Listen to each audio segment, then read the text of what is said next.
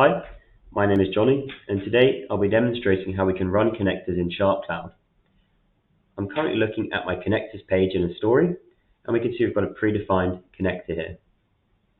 I can run it instantly by pressing this blue button in the top left, and we'll see once it finishes running, a new record will be added to my summary here, and I'll be able to see when the connector was ran, who ran it, and whether it was successful or not.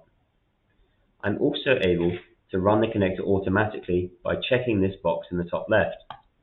I can choose both hourly and daily.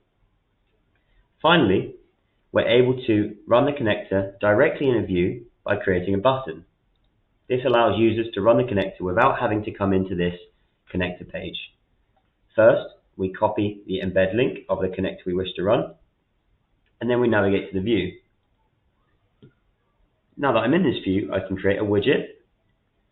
I create the widget and then can paste that URL in this embed URL section here. Once that's done, I'll delete some items so we can see the connector run. We're able to hit the Run Now button, and the connector's ran, and those records are re-added.